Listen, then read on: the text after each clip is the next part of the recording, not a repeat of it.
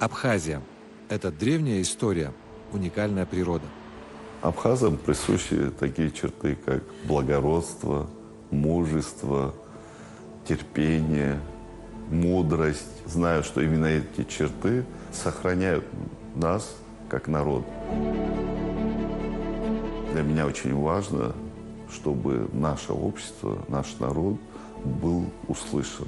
Именно это даст возможность нам реализовывать те или иные проекты с соблюдением интересов нашего государства. Сохраняя традиции, мы развиваем страну и открываем пространство новых возможностей. Абхазия – точка роста на карте Евразии. Регион стал экономически развиваться, появились новые объекты, восстанавливается инфраструктура. Конечно же, сохранение наших сел, сохранение самобытности, сохранение культуры, языка, развитие сельского хозяйства – это глобальная задача, над которой мы сегодня работаем.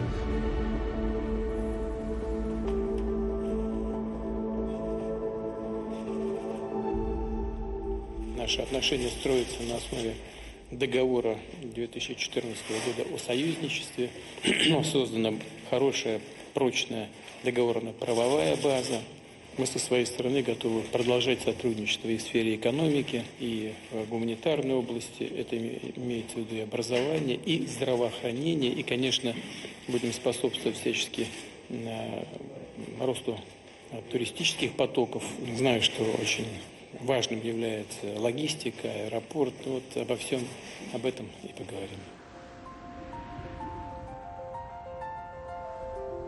В 2025 году при поддержке Российской Федерации отремонтирован 21 объект дорожной сети общей площадью почти 200 тысяч квадратных метров. На дорожное строительство в 2025-2026 годах направлено 2 миллиарда рублей. Введен в эксплуатацию первый контейнерный терминал в Очимчирском морском порту. Площадь объекта 12,5 гектара. Единовременно он позволяет размещать до 1200 контейнеров. Российские регионы активно поддерживают значимые для республики проекты. При поддержке Татарстана и Башкортостана ведется масштабная реконструкция набережной Диоскуров, в ходе которой обнаружены артефакты, важные для истории Абхазии. В 2025 году на благоустройство республики направлен 671 миллион рублей. На маршруте Сочи-Сухум запущен современный электропоезд «Диоскурия», который уже перевез более 150 тысяч пассажиров. По итогам 2025 года железнодорожным транспортом перевезено около 500 тысяч человек. Впервые за 3 десятилетия распахнул свои двери новый международный аэропорт Сухум имени Владислава Григорьевича Ардзенба. Я уверен, что это историческое событие принесет особый импульс развитию нашего государства, нашего Отечества.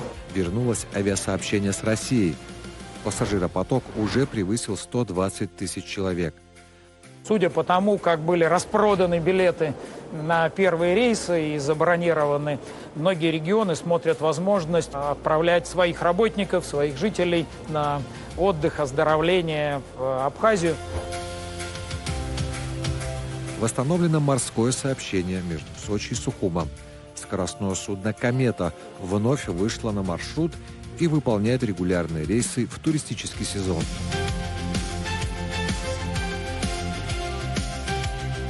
Вы знаете, что туристическая отрасль – это одна из главных отраслей, это локомотив нашей экономики.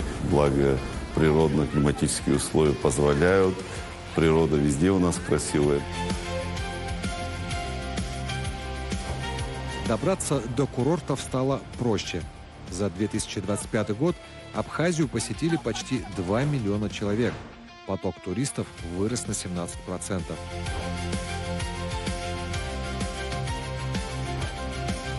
Абхазия также является и аграрной республикой. Абхазия всегда имела возможность производить качественную сельскохозяйственную продукцию. В рамках абхазо-российской программы льготного кредитования в селе Лабра построен молочный завод площадью 3000 квадратных метров. Мощность завода 10 тонн продукции в сутки. Взаимодействие между нашими странами наращивается интенсивно. Это отражается на благосостоянии и благополучии наших граждан. Наши страны – близкие друзья, проверенные временем, надежные партнеры. И отрадно видеть, что Абхазия за последние годы показывает очень высокие темпы развития. В 2025 году на поддержку сельского хозяйства направлено 150 миллионов рублей. Реализовано 342 проекта во всех районах республики. В 2026 году стоит задача увеличить объемы господдержки аграриев до 500 миллионов рублей за счет собственного бюджета Абхазии. Аналогичная сумма уже выделена на поддержку малого и среднего бизнеса. Индивидуальный подход, который позволит точечно решить проблемы предпринимателей для улучшения качества их производства. Считаю, что такого рода поддержка, она будет способствовать и укреплять нашу экономику, создавать рабочие места, улучшать налогооблагаемую базу.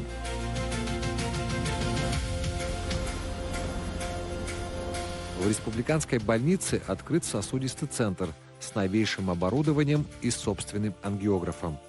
Организована работа Центра телемедицины. Расходы на здравоохранение превысили показатели 2024 года на 246 миллионов рублей.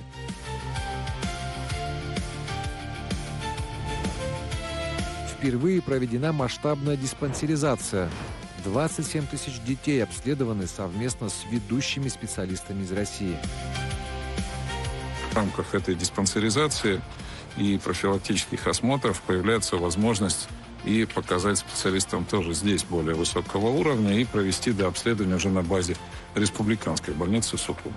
Развитие отношений между медицинскими организациями – это такой эволюционный путь, который постоянно идет. 10 современных автомобилей скорой помощи, подаренных Российской Федерацией, выполняют работу по всей республике. При поддержке Краснодарского края построено 25 многофункциональных спортивных и детских площадок в городе Сухум и районах республики. Открыто 194 современных образовательных пространств, лаборатории, специализированные мобильные компьютерные классы. 1849 детей, школьников и студентов из Абхазии приняли участие в образовательных программах в России. 1021 педагог из Абхазии прошел обучение и повышение квалификации. 44 школьных автобуса, подаренных Россией, распределили по районам Абхазии. Более 177 миллионов рублей направлено на проведение культурных, спортивных и молодежных мероприятий. На международном уровне реализуются Дни культуры Абхазии, гастроли, выставки и культурные обмены с Россией и другими странами. В республике проходят конкурсы и грантовые программы, включая проект «Созидатели Абхазии», направленные на поддержку креативных и культурных инициатив. Впервые в Абхазии по инициативе президента и при поддержке платформы «Россия – страна возможностей» прошел конкурс управленцев команды Абхазии. Команда Абхазии – это идея привлечь в исполнительную власть людей, которые могли бы быть полезны для нашего общества.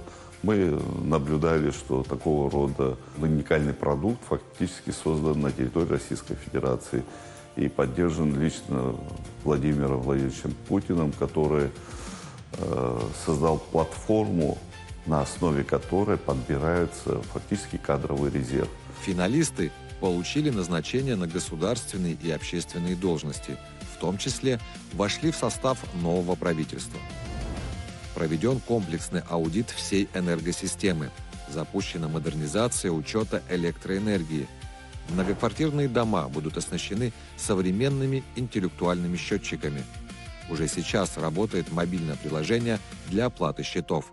Впервые за последние годы собственными усилиями удалось пройти зимний сезон без веерных отключений. Общий объем инвестиций в инфраструктурные проекты составил 17,9 миллиарда рублей, а ВВП впервые превысил отметку в 90 миллиардов рублей, что на 30% выше, чем в предыдущем году. Началось активное движение вперед. Следующий шаг – глобальные инфраструктурные проекты. Привлечение инвестиций для нас это очень актуально, это развитие нашей экономики, это улучшение качества жизни людей, это социальная справедливость в отношении наших граждан, именно возможности, которые появляются в рамках развития экономики, они отражаются на состоянии дел и граждан. Поэтому мы намерены привлекать инвестиции, создавать условия для внутреннего инвестора, сбалансировать наш подход для того, чтобы наша экономика уверенно росла.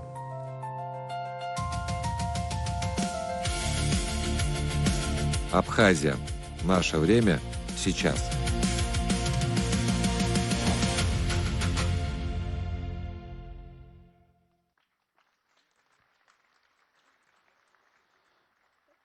Игойт Апсна Ахюнткарра Агимн.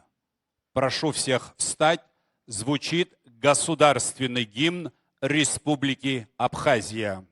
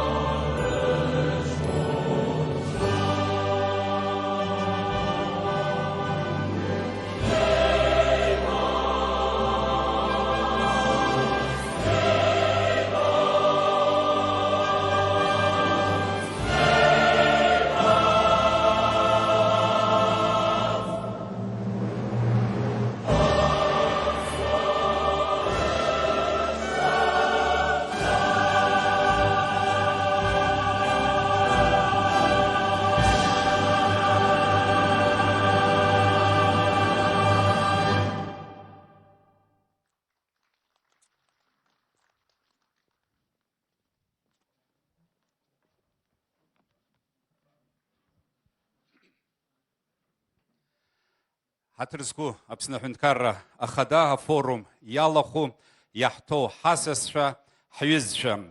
Яхепи Амш Апсназа Карзцасква Турыхтум Шуб. Яхея Хартуа Жулар Бжаратпи экономикат форум Апсна Пхекапи инвестиция Агуградука Адахалойт. Хайкономика Чапарак Пхекаизго Акакуны Галойт, а форум Ахааква Иртакзаны. Ирыдкалахо ацбамтаква, знапызцаихо айкушахатраква ирыбзораны. А форум амчха какыр итбау, ала хулацва яхто асасва рывядзара акыр ихаракуп. Айпш зипшроу аусмябгат, рабхедза акуна имя пысвейт Апсны. Уважаемый президент Республики Абхазия, уважаемые гости, участники форума «Абхазия. Инвестиции в будущее». Сегодня мы с вами являемся свидетелями и участниками по-настоящему исторического события для нашей страны. В республике впервые проходит мероприятие такого масштаба и такого уровня представительства. Международный экономический форум «Абхазия. Инвестиции в будущее» призван стать ключевой площадкой для презентации экономического потенциала Республики Абхазия, укрепления внешних связей и запуска новых деловых проектов. Основная задача форума – проанализировать достижения за прошедший год, показать масштабную поддержку, которую Российская Федерация оказывает Абхазии, представить новые возможности для бизнеса и запустить совместные инициативы в приоритетных сферах развития республики. Отмечая высокий уровень участников, наши надежды, которые мы возлагаем на форум, перерастают в уверенность. В уверенность в завтрашнем дне, в том, что Абхазия будет динамично развиваться экономически, укреплять связи со своими друзьями и партнерами и усиливать свои позиции на международной арене. В работе Абхазского международного экономического форума принимают участие представительные делегации из России и дружественных государств. На форум прибыли делегации 15 регионов Российской Федерации. Центральный и северо-западный федеральные округа представляют город Москва, Московская область, Владимирская область, Калужская область, Республика Коми, Псковская область. Приволжские и Уральские федеральные округа, Республика Башкортостан, Нижегородская область, Ханты-Мансийский автономный округ Югра. Южный, Северо-Кавказский федеральные округа и новые регионы России. Донецкая Народная Республика, Кабардино-Балкарская Республика, Карачаево-Черкесская Республика, Республика Адыгея, Ставропольский край и, конечно же, наши соседи Краснодарский край. В работе форума участвуют делегации ключевых министерств и ведомств Российской Федерации. Это Министерство сельского хозяйства, Министерство энергетики, Министерство экономического развития, Министерство Российской Федерации по делам Северного Кавказа, Министерство здравоохранения и Министерство просвещения. Среди участников крупнейшие госкорпорации России. Автономные некоммерческие организации «Россия – страна возможностей» и «Креативная экономика». Особо отмечаем участие официальной делегации Республики Южная Осетия во главе с президентом Аланом Эдуардовичем Гаглоевым. Также в форуме принимают участие делегации Республики Армения и Республики Таджикистан. Форум «Абхазия. Инвестиции в будущее» проходит на фоне активного развития российско-абхазских отношений и реализации совместных инвестпроектов. Россия продолжает оказывать значительную поддержку Абхазии в различных отраслях экономики и социальной сферы, что создает благоприятные условия для привлечения новых инвесторов и реализации масштабных инициатив. В рамках форума запланированы 2 пленарных заседания, 6 тематических круглых столов по ключевым направлениям развития. Это туризм, инфраструктура, сельское хозяйство, креативная индустрия и другие сферы, а также выставки и презентации. На полях форума состоится подписание межведомственных соглашений, соглашений между абхазскими, российскими, юго-осетинскими предпринимателями и нашими партнерами из Таджикистана. Итогом форума станет формирование дорожной карты развития Абхазии на ближайшую перспективу, как особо подчеркнул президент Республики Абхазия Бадра Зурабович Гунба. Отдельное внимание в деловой программе уделено туристической отрасли. Площадки форума станут платформой для презентации обновленного туристического потенциала Абхазии российской аудитории. Участникам форума предстоит обсудить повышение качества сервиса, развитие туристической инфраструктуры, трансформацию Абхазии в современный круглогодичный курорт. Особый акцент будет сделан на улучшение транспортной логистики. Одна из ключевых тем форума – подготовка к открытию терминалов международного аэропорта Сухум имени Владислава Григорьевича Ардзенба и расширение географии авиасообщений с регионами Российской Федерации. Культурная программа форума. Винодельческий фестиваль, выставка ремесленников и ряд специальных событий наглядно продемонстрируют национальный колорит, богатое культурное наследие и событийный календарь республики. Все это призвано стать новыми точками притяжения для туристов, которых в Абхазии по традиции называют гостями республики. Мероприятия форума стартовали уже 2 апреля. Вчера состоялась рабочая встреча представителей туристического бизнеса, малые средства размещения, диалог собственников абхазских малых средств размещения с российскими туроператорами и турагентами. В ее рамках прошла презентация туристического брендбука Республики Абхазия.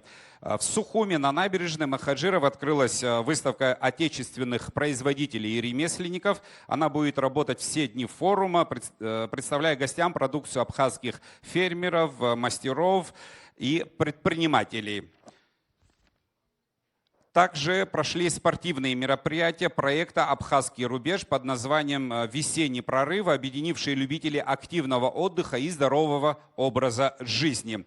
Завершением первого дня программы стала церемония награждения победителей конкурса «Гостеприимная Абхазия», который отмечает лучшие практики в сфере туризма и сервиса и призван стимулировать дальнейшее повышение качества гостеприимства в республике. Уважаемые дамы и господа! Для открытия форума и приветственного слова я с большим уважением приглашаю к трибуне президента Республики Абхазия Бадру Зурабовича Гунба.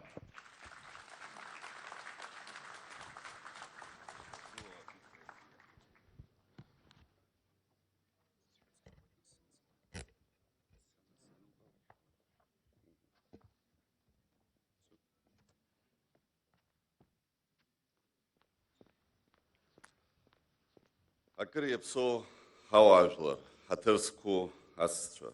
Взял шабит хашасхойт, шларбжарат экономикат форум ялхозики. Агвахера духана тойт хтула яхатаз асча. Асеп сымчхок дбао экономикат форум апсна мепысойт рабхедзакна. Уянарпшойт хунткарал шара чицква, а экономика тагылзаша, а инвестицийка рала галараза алшара чуцква. Форум хоккыс ямо, ехя апыжа размо, ахунткараква ямо, айсхара арпшра, а бизнеса хотарных цверабжара, айсцвежараза тагылаза ашапцара, аймадара ашукаргалара. Асыс цверела зара янарпшойт, форум айодзара ахинзахраку. Ахунткара тусуйца, а бизнес ду амчхак нартба аназнапалаку, а инвесторца, а экспертца ралохра харахзык ратанакует. Жахарада, а форум алцшаква аднырабзи артоит хунткара экономика чера, а нарпшует яхаму хунткара ча алшарака. А граганы сыгоп, а форум ахакуер тагдзаны, а интерес дузцо айпаларака шими пысо, Ишахао ажа лагала чуцква, уртажа лагалаква, уацпех хунткара амацазура хой шахархо. Яхтахо партамшкурза апсны шуказара грепсо хасысца, ивзаны жертв ацаныра бзевка хунткараза. Уважаемые гости, дорогие друзья и коллеги! Для меня большая честь приветствовать вас на Международном экономическом форуме «Абхазия. Инвестиции в будущее». Это событие не просто очередная встреча, а важный шаг на пути к построению сильной и процветающей Абхазии. Большой оптимизм внушает столь представительный статус участников. Сегодня у нас в гостях успешные бизнесмены, авторитетные эксперты, высокие представители государственных структур и инвесторы. Ваш интерес к Абхазии – лучшее подтверждение нашего потенциала и перспектив. Абхазия – это не только уникальная природа и богатейшее культурное наследие. Это земля, где каждый камень хранит историю, а каждый новый проект открывает будущее. Страна с огромным, пока еще не полностью раскрытым экономическим потенциалом. Цель нашего форума – продемонстрировать эти преимущества, создать платформу для диалога и установить взаимовыгодные связи, которые станут фундаментом для будущих совместных проектов и инициатив. В рамках форума ожидается подписание 3 межправительственных соглашений, 1 межведомственного соглашения, 15 правительственных и межведомственных меморандумов, 19 соглашений между предприятиями. Такого количества соглашений в столь короткий период не заключалось с момента признания независимости нашей страны. Подчеркну, речь идет не о декларациях, за каждым соглашением стоят конкретные проекты, инвестиции, новые рабочие места и практическое сотрудничество. И именно такой результат имеет значение для экономики и для людей. Чуть позже я выскажу свое видение приоритетов сотрудничества в инвестиционно-экономической сфере. А сейчас хочу немного подробнее остановиться на том, в чем заключалась работа власти в течение предыдущего года и к каким результатам мы уже смогли подойти. Основные усилия мы сосредоточили на эффективной работе органов власти, обеспечении макроэкономической и социальной стабильности, устойчивого финансирования и развития ключевых отраслей экономики, повышения эффективности государственного управления и финансовой дисциплины, модернизации инфраструктуры и создания условий для устойчивого долгосрочного развития. Правительство активно работало над завершением реализации государственной программы социально-экономического развития Республики Абхазия 2022-2025 годы и достижением всех целевых показателей. В экономическом блоке ключевыми направлениями стали поддержка и развитие стратегических отраслей энергетики, сельского хозяйства, туризма, транспорта. Также акцент делался на расширение инвестиционной активности, совершенствование внешнеэкономических связей и повышение эффективности использования государственного имущества. Особое внимание уделялось энергетической устойчивости, модернизации инфраструктуры и развитию транспортной доступности как важнейшим фактором экономического роста и улучшения качества жизни людей. В сфере государственных финансов правительство стремилось обеспечить стабильное исполнение бюджетов всех уровней, увеличить собираемость доходов, улучшить их администрирование и повысить эффективность расходования бюджетных средств, особенно в социально значимых направлениях и инфраструктурных отраслях. Социальная политика неизменно осталась одним из центральных направлений работы Кабинета министров.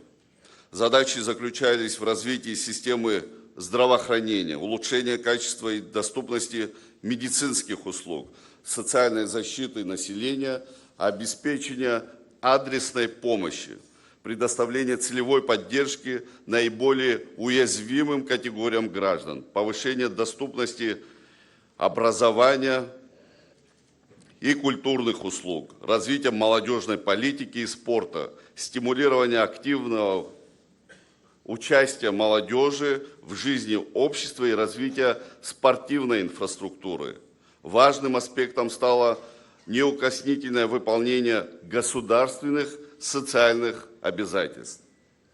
В целях реализации основных направлений внутренней и внешней политики государства, в том числе обеспечения социально-экономического роста, в соответствии с моими поручениями, в 2025 году Кабинетом министров был подготовлен и представлен 51 законопроект. Эти инициативы затрагивают вопросы социальной политики, бюджетного законодательства, экономические, социальные и другие жизненно важные сферы. Хочу обратить внимание на то, что доля собственных доходов в структуре государственного бюджета Республики Абхазия выросла до 60%, что свидетельствует об увеличении степени финансовой самостоятельности бюджета. Рост доходов был обусловлен главным образом улучшением администрирования платежей государственными органами, усилением финансовой дисциплины и повышением эффективности работы администраторов по мобилизации доходов.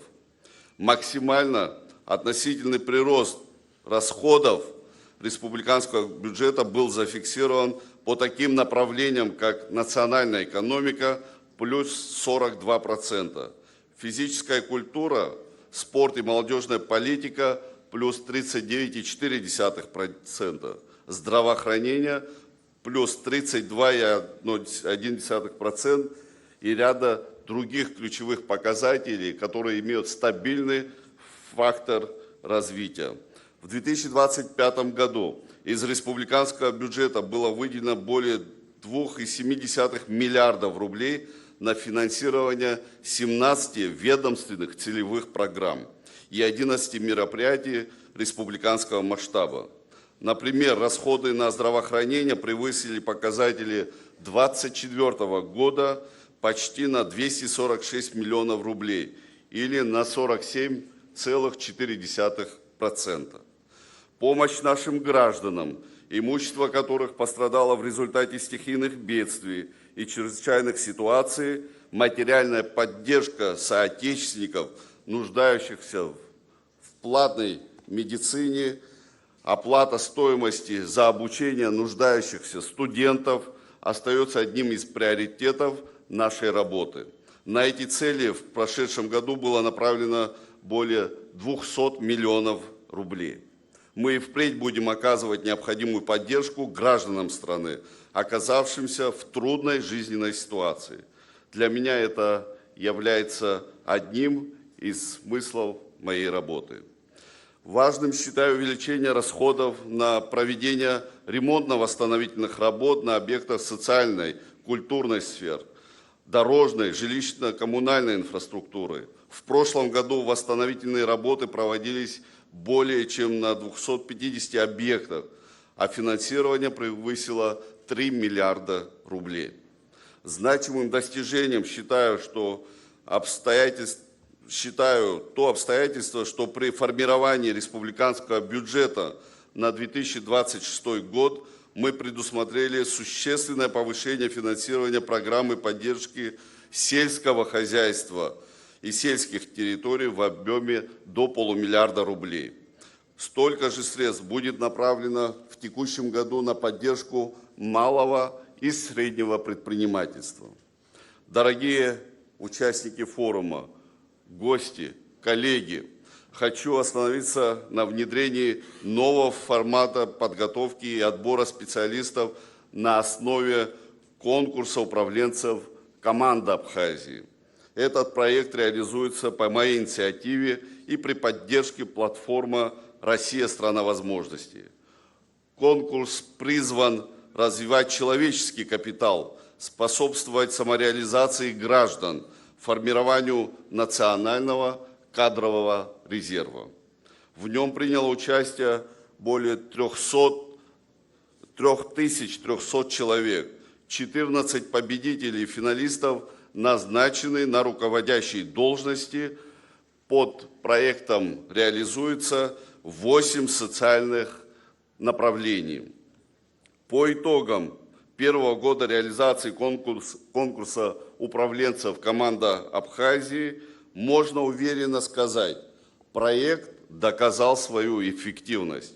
Он стал действенным инструментом выявления талантливых и инициативных людей, формирования кадрового резерва управленцев нашей страны. Мы получили конкретный результат.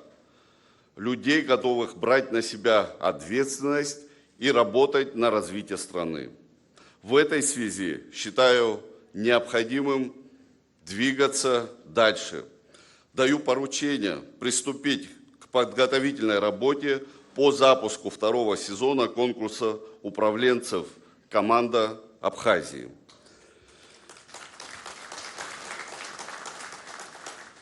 Этот проект должен получить продолжение и развитие.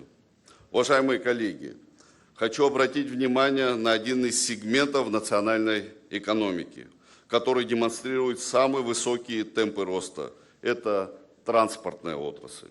В 2025 году был отмечен существенный рост показателей, обусловленный как модернизацией инфраструктуры, так и запуском новых международных маршрутов. Мы сосредоточились на повышении безопасности перевозок и расширении логистической доступности республики для пассажиров и грузов. Одним из главных событий в этой сфере стал запуск в мае прошлого года регулярного международного сообщения. Восстановление Сухумского международного аэропорта имени Владислава Григорьевича Ардзенба, который обеспечил реализацию масштабного абхазо-российского инвестиционного проекта. Это позволило организовать полеты гражданских воздушных судов между Республикой Абхазия и Российской Федерацией. С момента открытия аэропорт обслужил более 121 тысячи пассажиров. Регулярные авиаперевозки осуществлялись российскими авиакомпаниями между столицей Абхазии и Москвой, а также и другими городами России – Санкт-Петербургом, Нижним Новгородом, Ханты-Мансийском. Мы активно работаем над расширением маршрутной сети. Прорабатываются новые направления, включая такие как Псков, Уфа, Самара, Казань, Оренбург, Екатеринбург, Тюмень, Пермь, Нальчик. Запуск международного воздушного сообщения содействовал увеличению туристического потока в республику, снижению нагрузки на пешеходные, железнодорожные, пограничные переходы и, что очень существенно для нас, стал фактором повышения экономической активности в восточных регионах Абхазии. Считаю такие масштабные проекты показательными и приоритетными. Это то, чего мы ищем и что будем всячески поддерживать и далее.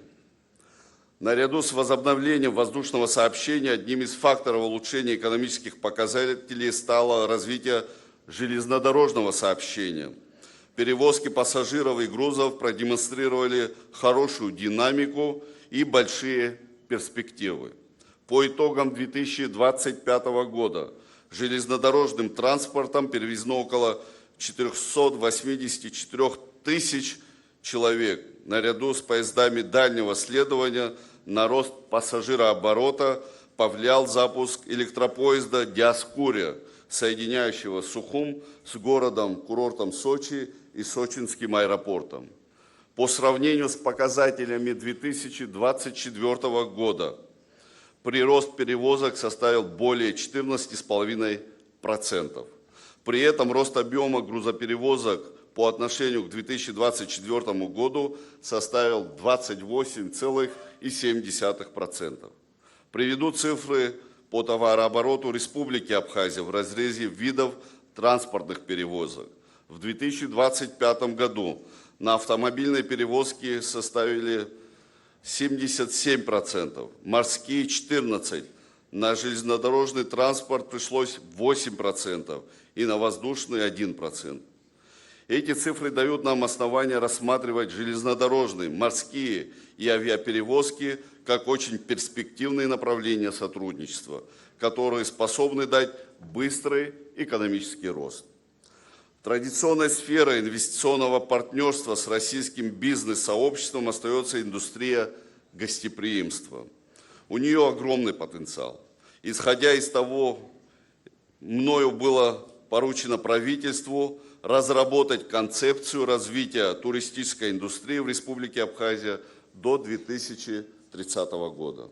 Кроме того, на фоне общего увеличения количества средств размещения были проработаны вопросы повышения уровня сервиса и качества предоставляемых услуг указанными объектами. В этой связи на этапе принятия находятся соответствующие нормативно-правовые акты, регламентирующие правила классификации гостиниц и других средств размещения, а также порядок введения единого республиканского реестра средств размещения. Все предпринимаемые меры направлены на существенное увеличение условий введения бизнеса в сфере туризма, в том числе путем создания новых востребованных турпродуктов, не всегда связанных с сезонностью. Возвращаясь к аэропорту, хочу отметить следующее. Вы знаете, что он находился под патронажем руководства Абхазии и России. Мы действовали в одном фарватере, преследовали единую цель. Благодаря этому проекту был успешно реализован. Я абсолютно уверен в том, что такие масштабные инициативы бизнес-сообщества получат столь твердую поддержку со стороны властей. Дорогие коллеги, для достижения поставленных целей устойчивого социально-экономического развития страны нам нужно приложить усилия к выравниванию внешнеторгового баланса Республики Абхазия, выходу из серьезного отрицательного сальдо. Сегодня доля экспорта составляет 13%, а импорта 87%. Основным торговым партнером Республики Абхазия является Российская Федерация, которая занимает существенное положение в общем объеме внешней торговли Абхазии. Это более 75%. Это говорит о многом. Поэтому инвестиции в промышленное производство, на мой взгляд, позволят заметно изменить сложившуюся ситуацию, значительно расширить товарную структуру экспорта и таким образом сократить существующие разрывы. Уважаемые друзья, хочу акцентировать внимание еще на одном направлении, в котором мы стали работать сравнительно недавно. Это реализация концепции цифрового государства, направленная на повышение эффективности государственного управления и качества предоставляемых государственных услуг. В настоящее время на стадии реализации находятся целевые программы по созданию единой системы межведомственного и внутриведомственного электронного документооборота и единой системы формирования, хранения, использования и защиты государственных информационных ресурсов и баз данных. Помимо указанных программ, отдельные цифровые решения уже внедряются в работу центральных органов государственного управления и государственных учреждений, в том числе в налоговой, бюджетной, таможенной, статистической сферах, в сфере кадастра недвижимости. Но наша цель гораздо шире. Современный мир требует принципиально новых подходов к организации экономических процессов как на национальном, так и на межгосударственных уровнях. Новые технологии в экономике разительно влияют на конечный результат и определение перспективных направлений, открывают неограниченные возможности. Говорю о цифровизации потому, что хочу донести до наших друзей, потенциальных инвесторов, важную мысль. Мы наблюдаем очень серьезные достижения в этой области, которые достигнуты в Российской Федерации. И мы стремимся перенять лучшие практики в этой сфере, воспользоваться наработанным опытом. Сегодня страна вошла в новый этап стратегического партнерства с Российской Федерацией. Оказывая нам финансовую помощь, это возможность построить и восстановить многие объекты социальной, транспортной и жилищной инфраструктуры. Выражаю искреннюю благодарность нашему стратегическому партнеру Российской Федерации. Масштабная поддержка России – это не просто финансовая помощь или совместные проекты, это проявление настоящей дружбы, солидарности и веры в наше общее дело. Благодаря этому мы смогли не только восстановить разрушенное, но и заложить прочный фундамент для устойчивого развития. Особую благодарность выражаю лично президенту Российской Федерации Владимиру Владимировичу Путину за поддержку, которую он оказывает нашему народу на протяжении десятилетий. Российскую делегацию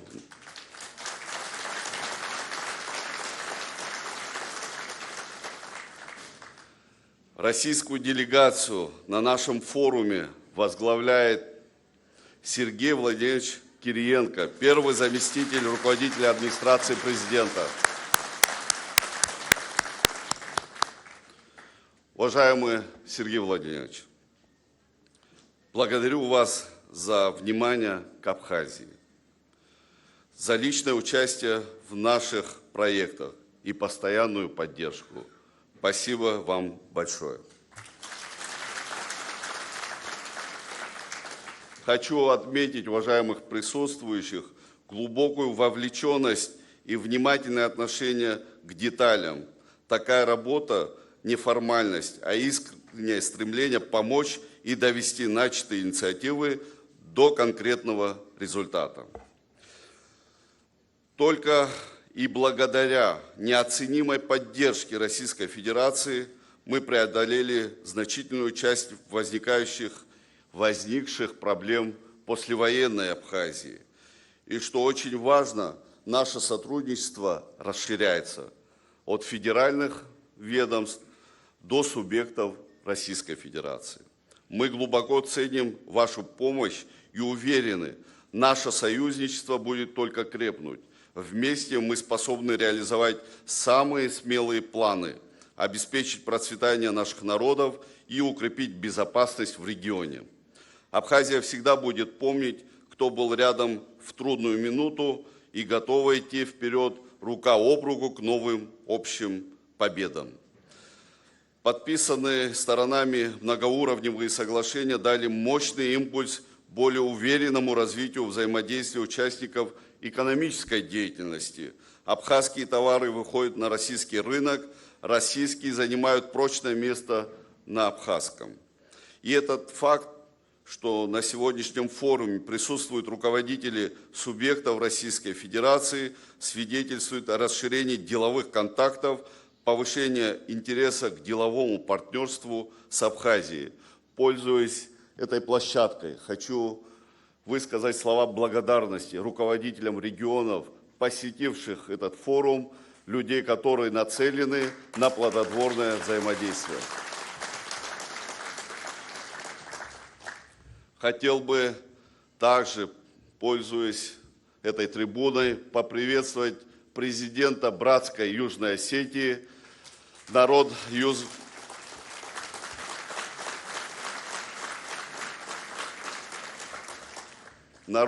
Южной Осетии, героический народ, прошедший серьезное испытание, несмотря на все сложности, в том числе угрозы существования осетинского народа, вы мужественно отстояли свое право жить на своей родной земле.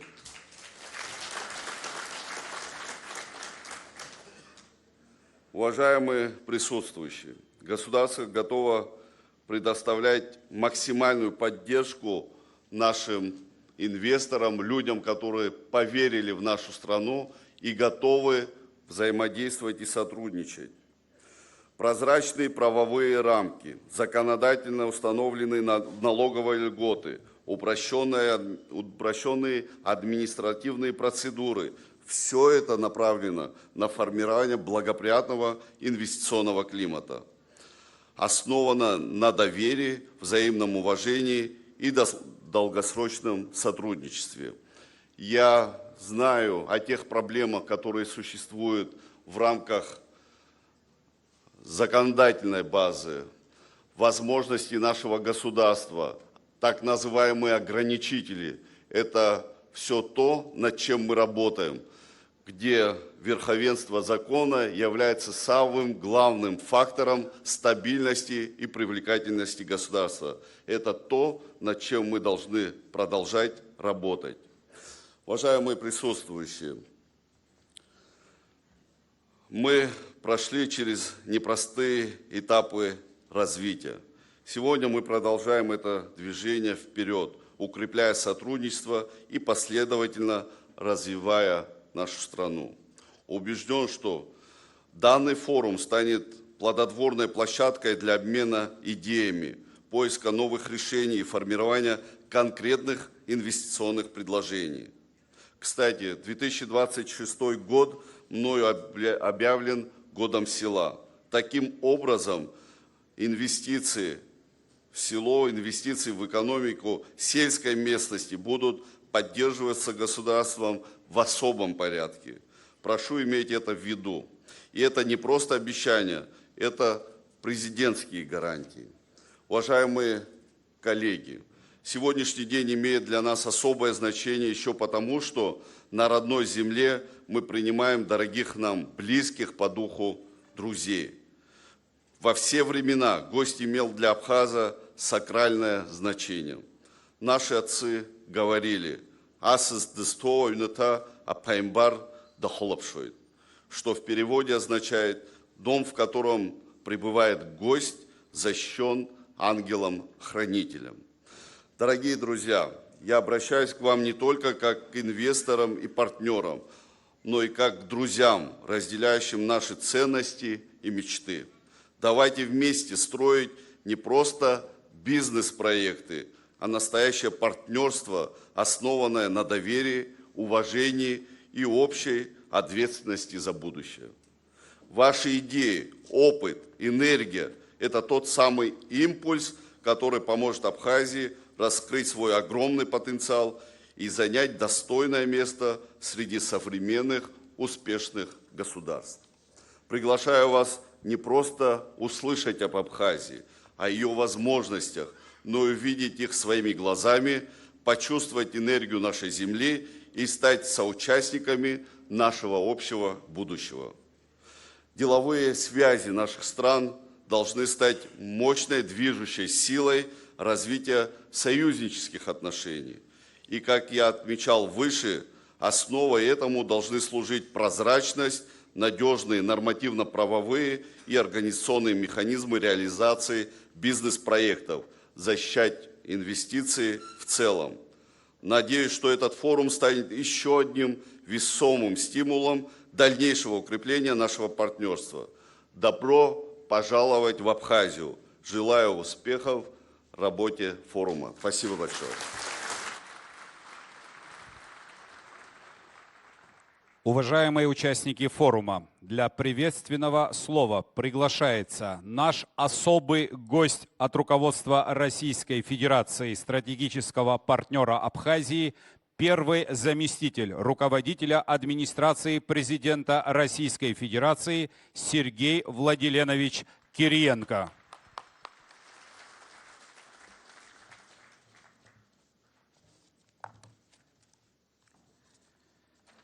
Уважаемый Бадр Зурабович, дорогие друзья, добрый день, Шибзе.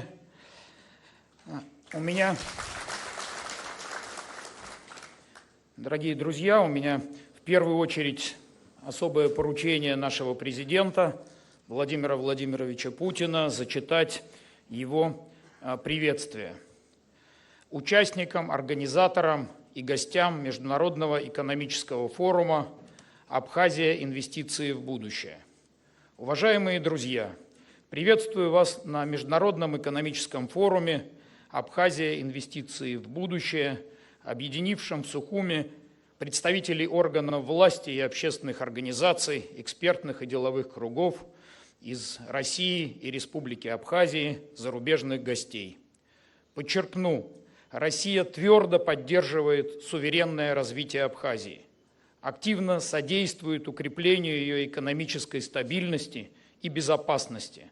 Это один из наших значимых, безусловных приоритетов. И сегодня мы видим позитивные результаты совместной работы. Модернизации транспортной и туристической инфраструктуры, в сфере энергетики, сельского хозяйства и торговли. Российско-абхазское партнерство носит комплексный характер. Поэтому важно и дальше энергично действовать по всем перспективным направлениям, продвигать проекты в самых разных областях. Мы не просто оказываем друг другу помощь, как добрые соседи, но и выводим на новый уровень взаимовыгодные кооперации, интеграционные связи. И искренне стремимся к тому, чтобы Абхазия была современным, комфортным для жизни и работы государством. Уверен, у нас есть все возможности, чтобы существенно расширить потенциал сотрудничества, наполнить его амбициозными идеями и инициативами. Желаю вам успехов и всего самого наилучшего. Президент России Владимир Владимирович Путин.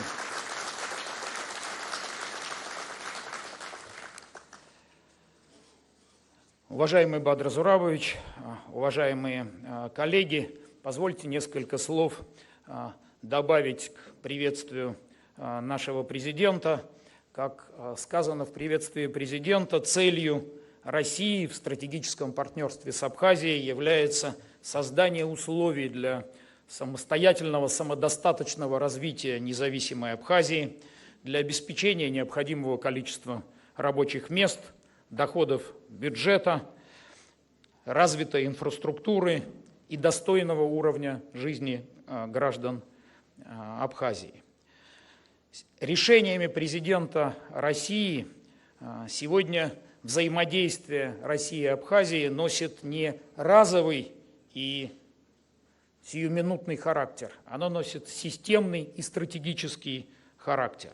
И приоритетами такого взаимодействия, о чем говорил уважаемый президент Абхазии Бадыр Зурабович Гумба, является, конечно, в первую очередь помощь в наполнении бюджета Абхазии, в социальной защищенности граждан Абхазии. Но, кроме этого, ключевыми приоритетами в взаимодействии России и Абхазии является развитие приоритетных отраслей, которые были названы в послании президента России. В первую очередь, это энергетика.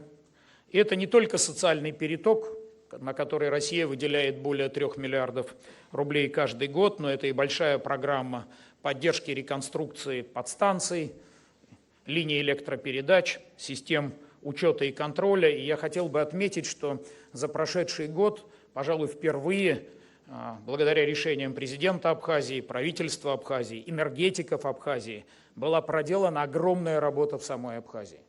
Огромная работа и по инвентаризации сетевого хозяйства, и по обеспечению баланса. Ну и результат мы все видели. Зима 2025-2026 года, первая зима за последнее время в Абхазии, когда не было вообще никаких системных веерных отключений. Ну и впереди еще большая работа, но теми темпами, которыми идет работа в важнейшей сфере энергообеспечения, она важнейшая, потому что без доступа к устойчивому и надежному источнику энергии многие из обсуждаемых сейчас инвестиционных проектов просто не имеют шанса на жизнь. Второй приоритет – это транспортная логистика.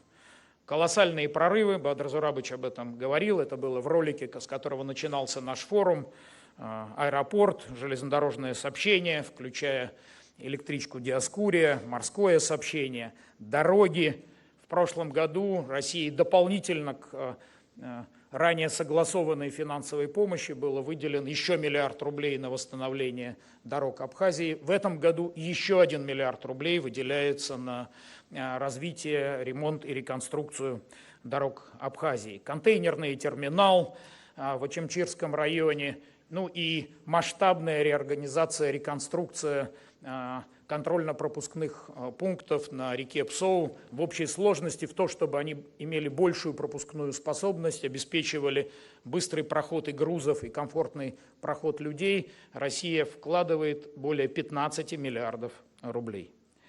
Ну и очень важно, хочу еще раз это подчеркнуть, что это не только разовые решения, это системный подход по тому же авиационному сообщению, железнодорожному сообщению, электричке, морскому сообщению. В бюджете Российской Федерации заложены средства на субсидирование, чтобы обеспечить приемлемую цену билетов и для жителей Абхазии, и для гостей Абхазии. Здесь хочу сказать большие слова благодарности в адрес регионов Российской Федерации, многие из которых устанавливали прямое авиационное сообщение со столицей Абхазии Сухумом, не просто изыскивают на это возможности авиаперевозок, но и субсидируют из своих региональных бюджетов цену на билеты, делая их более доступными и удобными. Третий приоритет, о чем говорил Бадыр Зурабович, безусловно, развитие сельского хозяйства. Мы считаем, что очень правильно, что решением президента Абхазии этот год в Абхазии объявлен годом села. И это, конечно, поддержка аграриев, в первую очередь инвестиции и льготные кредиты в развитие переработки сельскохозяйственной продукции. Мы поддерживаем позицию руководства Абхазии, что должно быть все больший объем экспорта сельскохозяйственной продукции должен выходить из Абхазии не в виде сырой продукции, в виде переработки и готовой продукции.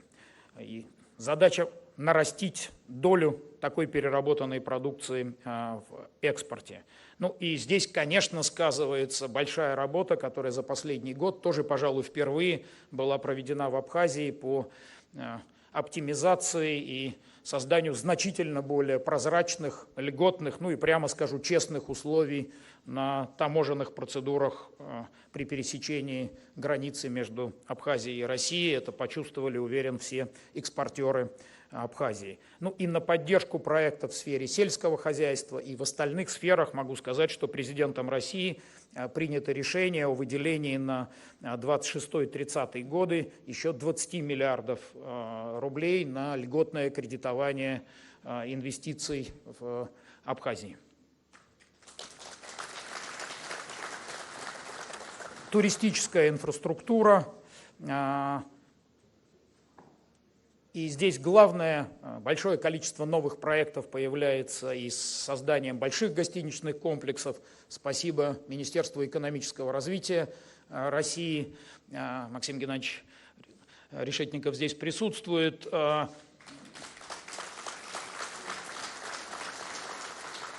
Решением Министерства экономического развития запускается специальная программа поддержки не только больших гостиничных и санаторных комплексов, но и так называемых современных глэмпингов. Более 20 таких глэмпингов будет профинансировано, поддержано из российского бюджета в Абхазии. Первый из них, надеемся, появится уже в этом году. Сюда же входит и программа благоустройства наиболее приоритетных туристических территорий. Ну и главная задача, на наш взгляд, здесь заключается в том, чтобы не только жители Абхазии, но и гости Абхазии быстрее поняли и почувствовали, что Абхазия прекрасна не только на побережье и не только в летние месяцы. На самом деле в Абхазии всегда есть возможность получить удивительные впечатления и провести прекрасный отдых круглый год. Ну а с развитием аэропорта и железнодорожного сообщения открываются уникальные возможности Восточной Абхазии, до которой раньше большинство российских туристов просто никогда не добиралось. Ну и результат этой работы тоже виден. В прошедшем году в Абхазии количество туристов превысило 1 миллион 800 тысяч, выросло больше, чем на 17% по сравнению с 2024 годом, при том, что, ну, откровенно говоря, на Черноморском побережье Краснодарского края у нас в прошлом году роста туристического потока не было. Ну и еще одно важное решение. Рад сообщить, что вчера президент России Владимир Владимирович Путин принял специальное решение сохранить для Абхазии на 2026-2027 год возможность въезда детей до 14 лет из России по свидетельству о рождении. Думаю, это серьезно скажется на возможностях и увеличении туристического потока. Пятое направление – это, конечно, здравоохранение. Бадр Зурабович об этом говорил. Это и строительство новой больницы, ангиограф и сердечно-сосудистый центр, в котором уже спасли жизни сотням жителей Абхазии, уникальный медицинский центр, который профинансирован Росатомом в санатории Литфонд. Ну, честно вам скажу, не в каждой столице регионов России есть такой по оснащенности и современности медицинский центр. Ну и также вчера президентом России принято решение дополнительно выделить из резервного фонда президента 48 миллионов рублей Роспотребнадзору России для того, чтобы передать в Абхазию самую современную санитарно-эпидемиологическую лабораторию, что позволит обеспечивать современный контроль и за качеством продуктов питания, за качеством всего, что с радостью потребляют и жители Абхазии, и туристы, особенно в летний туристический сезон. Ну и, конечно, важнейшее направление, которое является приоритетом в нашем сотрудничестве, это дети и молодежь. За ними будущее России, за ними будущее Абхазии, за ними будущее нашего сотрудничества. Поэтому приоритетно президентом России, вы знаете, выделялись деньги и на диспансеризацию детей, и на развитие спортивных площадок, школ, колледжев, поддержки учителей, программы обучения в России тысяч молодых людей из Абхазии и в колледжах, и в вузах, и в летних детских лагерях. И также президентом приняты специальные решения по отношению к Абхазии и Южной Осетии, по которым дети и молодежь Абхазии и Южной Осетии имеют доступ без исключения. У нас больше ни по отношению ни к одной стране такого принципа нет. Дети и молодежь Абхазии и Южной Осетии имеют ровно такой же доступ ко всем проектам Фонда президентских грантов, Фонда культурных инициатив, Института развития интернета, президентской платформы «Россия – страна возможностей». То есть наша задача, поставленная президентом России, в том, чтобы каждый ребенок и каждый молодой человек в Абхазии имел точно такие же возможности для роста и развития, как их сверстники в Российской Федерации. И, конечно, хочу сказать большое спасибо присутствующим здесь руководителям и коллегам из российских министерств и ведомств, и особые слова благодарности регионам-побратимам. Как уже сказал Бадр Зурабович, у нас в течение этих 3 дней, вчера, сегодня, завтра, руководители 15 российских регионов присутствуют здесь на форуме. За каждым таким партнерством и побратимскими отношениями большие программы развития, инвестиции в образование, в благоустройство, в туристическую инфраструктуру. Ну и, знаете, особые слова благодарности хочу сказать регионам, потому что это их добрая воля, это, знаете, не просто выполнение поручения президента. Я точно знаю, что каждый из руководителей регионов России и региональных команд регионов побратимов вкладывает и душу, и сердце в проекты, которые они реализуют в Абхазии. Спасибо вам огромное. И могу сказать, что в том числе и в эти дни согласованы решения. Правительство Санкт-Петербурга берет на себя помощь в реконструкции колледжей столицы Абхазии, Сухума, а правительство Московской области, вчера Бадр Зурабович завершил договоренности с Андреем Юрьевичем Воробьевым, который находился здесь, в Абхазии, о том, что правительство Московской области берет на себя обязательства по строительству в столице Абхазии филиала знаменитой Примаковской школы с инвестициями более 10 миллиардов рублей.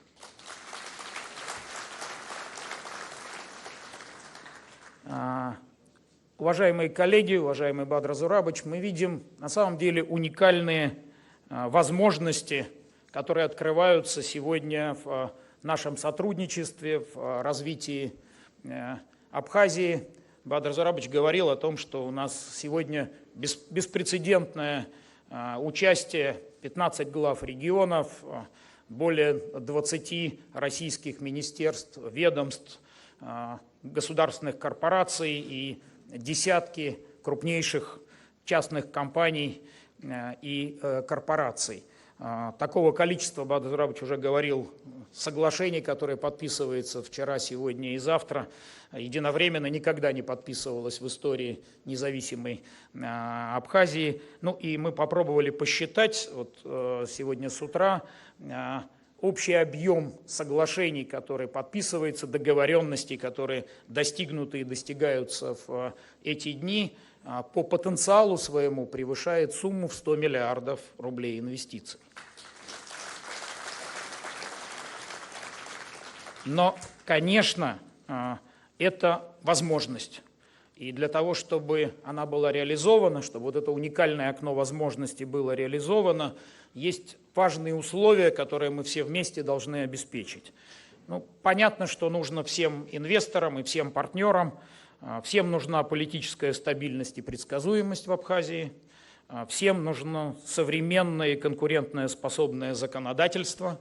Об этом говорил Бадр Зурабович, но, уважаемые коллеги, еще важнее безусловное уважение и безусловное соблюдение этого законодательства всеми участниками. И, конечно, равенство всех участников перед законами Абхазии. К сожалению, это пока не всегда так. И мы, безусловно, понимаем, что законы Абхазии должны уважать и соблюдать все, и инвесторы, и гости Абхазии, но никто и никогда не сможет уважать органы власти Абхазии и законы Абхазии больше, чем сами абхазы. Ну и, конечно, уважаемые коллеги, завершая, хотел сказать, что у нас экономический инвестиционный форум. Инвестиции – это всегда про людей, инвестиции – это всегда про доверие. У наших народов, у народа России, народа Абхазии большая совместная история, героические страницы этой общей истории. Вся Россия чтит героев Абхазии в годы Великой Отечественной войны. Россияне становились плечом к плечу с абхазами в период Отечественной войны Абхазии. И мы с благодарностью, огромным уважением и гордостью относимся к героическим сынам Абхазии, которые сейчас, порой ценой собственной жизни, встали плечом к плечу с героическими участниками специальной военной операции в России. И вот это доверие, эта совместная история дает мне абсолютные основания для того, чтобы сказать, что я абсолютно уверен в том, что Абхазия сумеет воспользоваться этим уникальным окном возможностей, и наша совместная работа России и Абхазии в соответствии с договоренностями руководства нашей страны, в соответствии с поручением нашего президента будет обязательно достигнуто, цели будут выполнены, и масштабная программа экономического сотрудничества будет реализована. Шарданта Абзенра. Спасибо.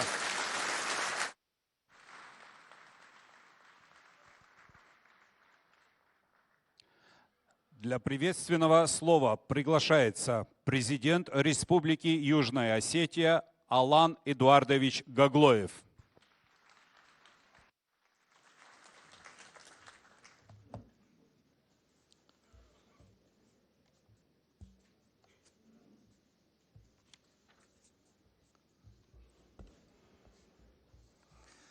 Уважаемый Бадра Зурабович, уважаемый Сергей Владимирович, уважаемые участники форума, дорогие друзья, позвольте сердечно поприветствовать вас на форуме «Абхазия. Инвестиции в будущее» и выразить искреннюю благодарность за неизменно теплый прием, атмосферу подлинного братства, которую мы всегда ощущаем в братской Абхазии.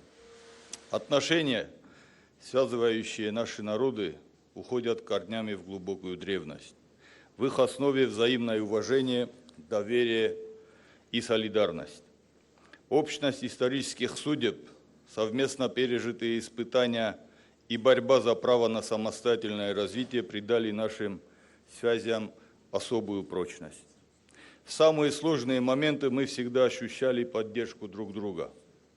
И эта взаимовыручка остается надежной основой двусторонних отношений. Убежден, что наше братство имеет долгую, по-настоящему историческую перспективу, поскольку народу Южной Осетии и Абхазии объединяет не только прошлое, но и общие ценности, схожее видение настоящего и будущего. В числе безусловных приоритетов, разделяемых нашими странами, курс на интеграцию и укрепление дружественных отношений с Российской Федерацией. Этот выбор носит не только стратегический, но и во многом цивилизационный характер. Российская Федерация выступает для Южной Осетии и Абхазии надежным гарантом мира и стабильности на Южном Кавказе. Благодаря выстроенному формату взаимодействия, включая функционирование единого контура безопасности, удалось создать прочные условия для предотвращения угроз и обеспечения спокойной жизни наших граждан. Не менее значимая экономическая составляющая этого сотрудничества. Россия последовательно оказывает поддержку в модернизации инфраструктуры, развитии социальной сферы, реализации инвестиционных проектов. Это создает основу для устойчивого экономического роста, повышения благосостояния населения и укрепления государственных институтов. Важно подчеркнуть, что развитие отношений с Россией открывает дополнительные возможности и для углубления взаимодействия между Южной Осетией и Абхазией. Формируя единое пространство сотрудничества, в котором наши страны могут более эффективно реализовывать совместные инициативы, развивать торговлю, транспортные связи и интеграционные проекты. Таким образом, опора на стратегическое партнерство с Россией является важнейшим фактором долгосрочной стабильности, предсказуемости и безопасности в регионе, залогом укрепления международных позиций Южной Осетии и Абхазии. Особо хотел бы отметить усиление динамики в развитии сотрудничества между нашими республиками. За последнее время достигнуты конкретные договоренности, имеющие уже практическую значимость. В их числе соглашение о беспошлинной торговле, подписанное в сентябре прошлого года на площадке первого международного экономического форума в Южной Осетии «Южная Осетия. Горизонты инвестиций». Его реализация создает благоприятные условия для роста взаимного товарооборота, открывает новые возможности для бизнеса и способствует повышению благосостояния граждан наших стран. Не менее важным направлением является налаживание сотрудничества в инвестиционной сфере, а также развитие банковских связей между нашими национальными финансовыми институтами. Актуальным дополнением станет соглашение о сотрудничестве между таможенными комитетами Южной Осетии и Абхазии, которое будет подписано здесь, на полях площадки Международного экономического форума. Наши шаги формируют прочную основу для дальнейшего углубления взаимодействия. Убежден, что кооперация в таких ключевых отраслях, как сельское хозяйство и туризм, способна придать еще больший импульс развитию экономик обеих республик. Сегодня Республика Абхазия уверенно утверждает себя как полноправный участник международных процессов, активно развивает экономические связи, укрепляет внешнеполитические контакты, совершенствует систему государственного управления, образования и здравоохранения. Эти достижения свидетельствуют о мощном созидательном потенциале республики и заслуживают искреннее уважение. В этом контексте проведение масштабного международного экономического форума «Абхазия. Инвестиция в будущее» имеет стратегическое значение для развития Абхазии. Представленная программа, охватывающая широкий спектр вопросов, отражает фундаментальный подход к развитию ключевых отраслей экономики и нацеленность на расширение межрегионального сотрудничества. Убежден, что форум станет эффективной площадкой для расширения деловых контактов, обмена опытом и выработки практических решений, направленных на дальнейший экономический рост. Дорогие друзья, мы вместе прошли путь к независимости и столь же последовательно будем развивать наше государство, укрепляя сотрудничество, реализуя совместные проекты и добиваясь новых результатов во имя благополучия наших народов. Желаю братскому народу Абхазии мира, стабильности и процветания. Пусть сегодняшняя встреча станет еще одним шагом на пути к укреплению наших связей и открытию новых горизонтов сотрудничества. Вашарам Бунтабира Штарбузнаку.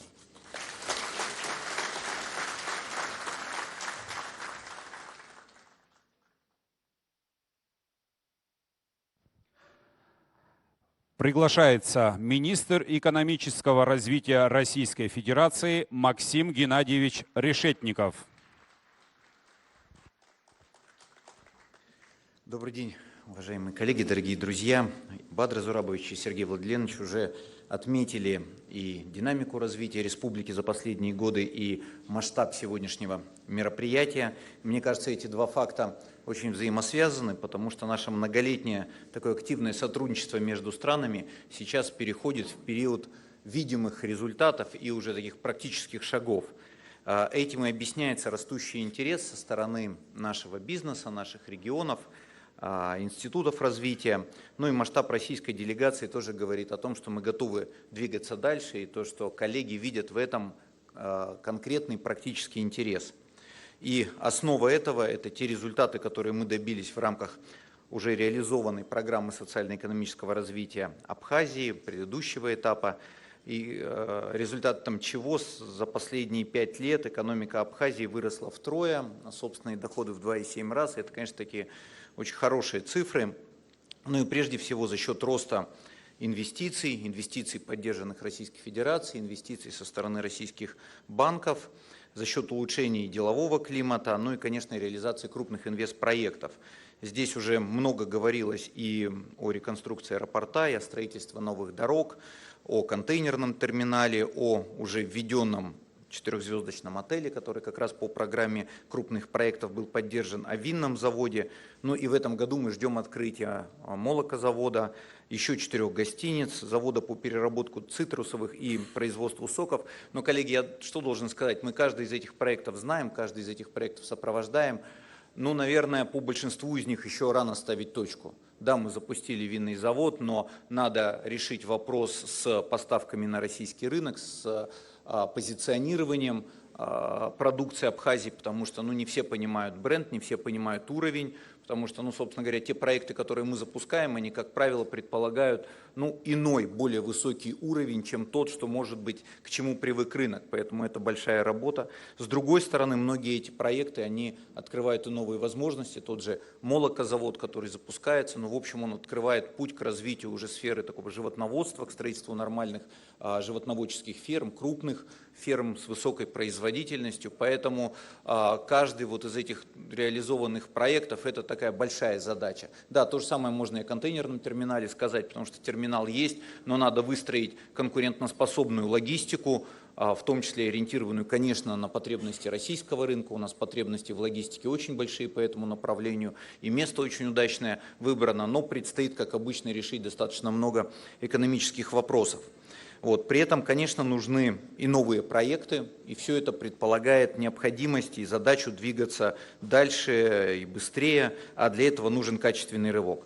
Поэтому новая программа развития Абхазии до 2030 года резко у нас поднимает планку, скажем так, притязаний, рост экономики целевой в 1,5 раза, рост собственных доходов плюс 40%, зарплаты в бюджетном секторе в 2 раза, ну и, конечно, кратный рост туристического потока. Это все, действительно, такая очень хорошая, очень правильная амбиция, и для этой амбиции очень важно подобрать необходимые инструменты.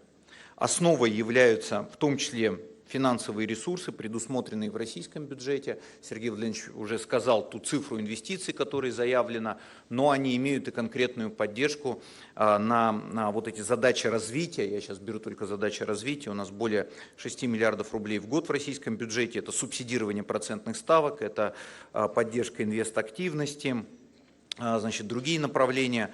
Ну и концентрация усилий идет на привлечение российских и абхазских инвесторов.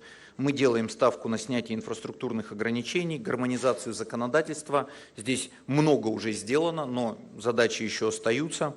Привлечение инвестиций в туризм, банковскую деятельность, ЖКХ, ну и на применение тех механизмов, которые здесь уже доказали эффективность. Во-первых, продлена программа у нас льготного кредитования для крупных проектов. Вы знаете, кредитный лимит 20 миллиардов рублей в год. Субсидирование на этот раз взял на себя напрямую федеральный бюджет, и в общем и целом в непростых условиях, в условиях высоких процентных ставок мы на это пошли. Крупные российские банки готовы, они научились работать с абхазскими проектами, это большой актив, и они готовы дальше это продолжать. Знаю, что бизнес подготовил сейчас заявки на проекты и в туризме, и в строительстве, и в сельском хозяйстве. Ну и завтра на форуме председатели межправкомиссии, завтра будет Александр Валентинович здесь, подпишут документ, который запустит в работу сам механизм. Поэтому бизнес, есть конкретная возможность, будет объявлен отбор. Давайте будем вместе с вами прорабатывать проекты. Задача республика до конца мая представить эти проекты на рассмотрение банкам, чтобы в июне мы бы их уже утвердили на межправкомиссии и как можно быстрее запустили вот этот вот новый этап. С этого года мы также запускаем механизм льготного кредитования и для малого бизнеса. Это новое решение, и оно, конечно, в Абхазии, мы понимаем, очень сильно востребовано. Сейчас нормативная база принята, и рассчитываем, что в апреле отбор будет объявлен, и уже с малым бизнесом будет доработка проектов. При этом это новый механизм, субсидии пойдут через абхазские банки. То есть мы исходим из того, что очень важно, чтобы и абхазские банки были тоже полноправной частью инвестиционной инфраструктуры. Понятно, что всегда люди, которые работают на земле, знают ситуацию, знают проекты, и нам очень важно, чтобы правильно осуществлялась оценка кредитного риска, и все те механизмы, которые в экономике должны работать, все в полной мере здесь заработали. Ну и, конечно, главная, наверное, точка пересечения наших интересов и совместных усилий сейчас – это туризм. Республика исторически большое и очень популярное направление для россиян, но, конечно, надо двигаться в стратегии, что Абхазия стоит больше, вот я бы так сказал, со всех направлений, и с точки зрения качества, и с точки зрения природных возможностей, ну и с точки зрения платы, которую за это можно просить, благо российский спрос сейчас платежеспособный, люди выбирают, деньги есть, поэтому сейчас отличное время как раз вот это перепозиционирование делать. Ну и 1,8 миллиона поток туристов, который есть, почти плюс 20%, я сейчас не буду вдаваться в некоторые различия статистики, они всегда существуют, но то, что поток растет и то, что сейчас окно возможностей, это точно и надо пользоваться. И с этой точки зрения вот тот механизм создания модульных гостиниц, о чем Сергей Владимирович уже сказал, и это тот опыт Российской Федерации, который неплохо себя зарекомендовал. Мы тоже прошли определенное совершенствование, определенные ошибки, и сейчас вышли на такой отработанный механизм. Вот, он говорит о том, что можно достаточно быстро увеличить возможности и при этом задать новую планку. Поэтому мы здесь вот привозили, и спасибо коллегам из регионов, привезли свой опыт, своих производителей. Конечно, надо много и можно, и нужно производить здесь эти же модульные конструкции, но это, коллеги, другой уровень. Это не, уж извините, те вот домики зачастую из досок, которые бывает, значит, бизнес инвестирует без поддержки, но с поддержкой можно строить полноценные, хорошие проекты. И на территории Абхазии мы видели очень достойные примеры такого подхода, и вот наша задача сейчас максимально быстро этот подход тиражировать. Поэтому здесь мы это считаем, что такая одна из ключевых точек.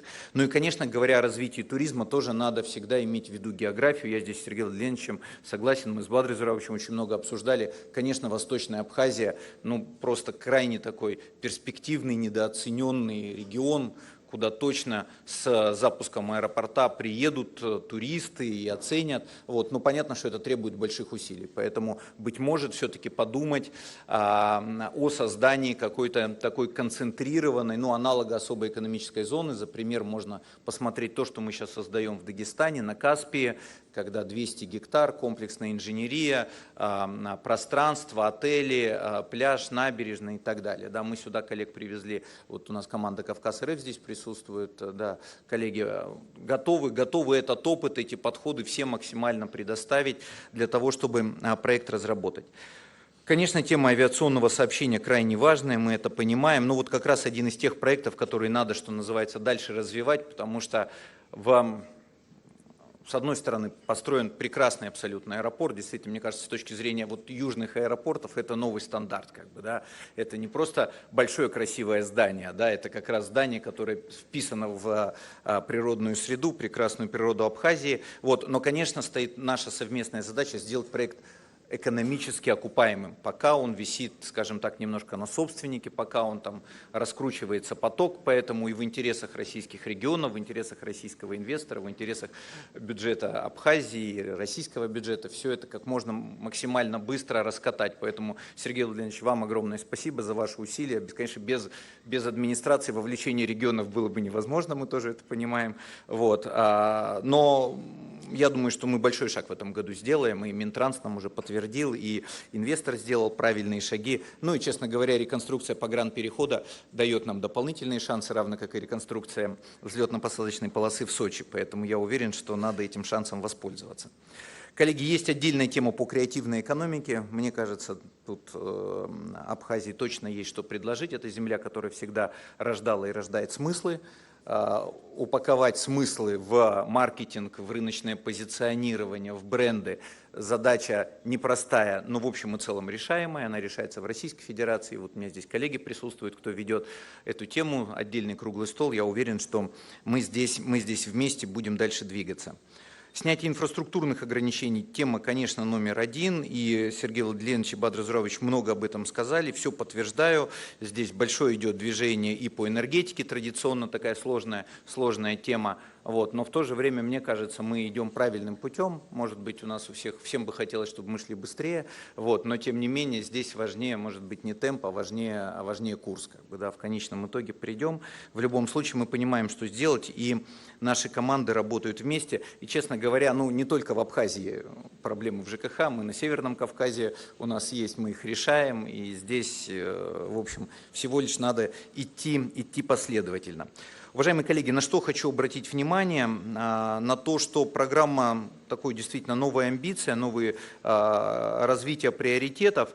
Очень важно, насколько мы адаптируем те механизмы, которые есть, насколько мы будем гибки в донастройке нормативной базы, чтобы закреплять договоренности, чтобы создавать новые решения. И, конечно, форум – это отличная площадка обсудить все эти вопросы, и мы рассчитываем здесь на такой практический импульс в реализации всех тех договоренностей, что есть. Вот. И, наверное, закончить хочу тем же, чем и закончил Сергей Владимирович, о том, что инвестиции – это всегда два фактора – это доверие и настроение. С настроением в Абхазии все всегда в порядке, я думаю, у всех.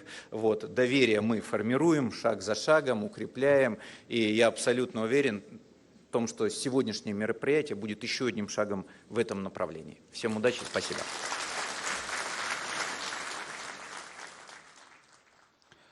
На сцену приглашается генеральный директор ООО Global SA Алхаз Родионович Каджая.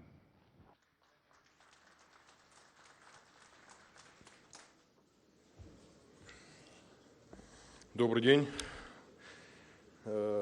Хочу поприветствовать руководство страны, уважаемых гостей и всех участников форума. Не занимая много вашего времени, хотелось бы рассказать о нашей молодой компании Global SA. Рынок бутилированной воды – один из самых быстро растущих в пищевой индустрии. В связи с этим в 2023 году было принято решение о реализации инвестиционного проекта по строительству модульного завода по производству бутилированной воды в селе Бабышира Гулрыбского района. Проект включает в себя 5 производственных модулей: административно-бытовое помещение, склад готовых материалов и многое другое. Производственный модуль одной линии производит в сутки около 60 тысяч бутылок. Приблизительно в год это 15 миллионов бутылок.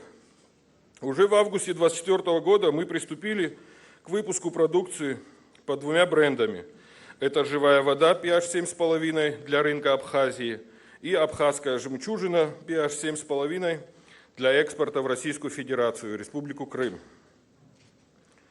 За это время наше предприятие произвело более 6 миллионов бутылок готовой продукции. Из них 80% было экспортировано в Российскую Федерацию, а именно в Республику Крым. На внутреннем рынке наша компания представлена более чем в 700 торговых точках. Это супермаркеты, отели, заправочные станции, госучреждения и маленький розничный бизнес. В летний период количество торговых точек значительно увеличивается. Немного о воде. Вода добывается из собственных скважин в экологически чистом районе, в устье реки Кодор, в Гулерибском районе. Она мягкая, слабощелочная, приятная на вкус и полезная. При этом мы сохраняем баланс микроэлементов, то есть вода остается живой. Вода сертифицирована госстандартом Республики Абхазия и соответствует требованиям технического регламента Евразийского экономического союза. А также у нас есть декларация о соответствии. Это ключевой документ для экспорта на рынок в ЕАЭС. Мы создали 74 рабочих места. Из них 80% это жители села Уарча Гулерипского района. А после запуска всех 5 модулей это число возрастет в 350 минимум человек рабочих мест. Мы не останавливаемся на планах и ждем запуска 4 оставшихся модулей. Наша цель – стать одним из крупнейших производителей в Абхазии и выйти в число ведущих отечественных предприятий, внести вклад в экономическое развитие страны. Спасибо за внимание. Приглашается президент Международной ассоциации аэропортов Евгений Александрович Чудновский. Уважаемый Бадраз Зурабович, Сергей Владимирович, коллеги, добрый день. Многое было уже сказано о роли проекта по реконструкции аэропорта, и вчерашняя церемония торжественного открытия прямым мостом с Международным транспортным логистическим форумом с Санкт-Петербургом еще раз подтверждает его значимость не только для Абхазии, это было уже много сказано, но и для Российской Федерации. Мне кажется, что для бизнес-сообщества этот проект не только прорыв в транспорте и в логистике, это еще и отношенческая вещь, которая доказывает, что в Абхазии можно делать крупные проекты. Заслуженно инфраструктурные проекты, и такие крупные, длинные, капиталоемкие, это некий высший пилотаж структурирования. И надо отметить, что команда Абхазии совместно с командой правительства Российской Федерации справилась с этим очень быстро. За полгода с момента подписания межправсоглашений были структурированы отношения с инвестором. И более того, созданы условия, при котором инвестор успешно реализовал данный проект. Если честно, можно только позавидовать, потому что в Российской Федерации на аналогичные проекты мы планируем 5 лет. А здесь с момента подписания межправсоглашения до восстановления прямого авиасообщения прошло менее 2 лет, а вся инфраструктура аэропорта была закончена полностью менее чем за 3 года. Конечно, это прорыв и с точки зрения инвестиционной привлекательности туристической отрасли. Вот мы тут с коллегами из Минэка и Карачаево-Черкесии недалеко за горами реализуем похожий проект, строим аэропорт Архыз. Он направлен приблизительно на такую же цель — сократить дистанцию от туриста до места размещения. Там это Минводы, здесь это Сочи. И поверьте, вот эти 3 часа, которые мы экономим и в Минводах, и в Сочах, они того стоят. Сегодня половина пассажиров туристов выбирает наземные виды транспорта, не имея прямого авиасообщения, и то, что мы могли бы привнести и увеличить пассажиропоток. Но это вопрос не только еще и количества, это вопрос качества. Более требовательный турист, он просит прямое сообщение.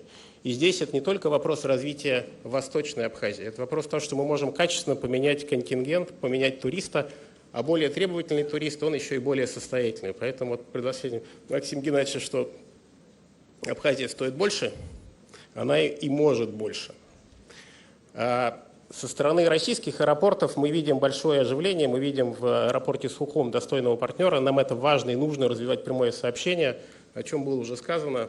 Мы видим, что потенциальный пассажиропоток может превысить 1 миллион пассажиров уже в ближайшие 2-3 года. И действительно, конъюнктура сегодня складывается, с одной стороны, неплохо для развития этого потока, с учетом и ограничений на Сочи, и с учетом и других туристических ограничений на Ближнем Востоке. Важно сделать прорыв, и поэтому у меня большая просьба к губернаторам помочь нашим аэропортам наладить это прямое сообщение, потому что 30 лет не летать, нам надо менять привычку. Вот многие сегодня присутствующие, прилетевшие на форум, даже не знали, что есть прямое авиасообщение. Это, безусловно, совместная недоработка. И здесь надо привычки менять, и помимо того, что Абхазия стоит больше, она и летает быстрее.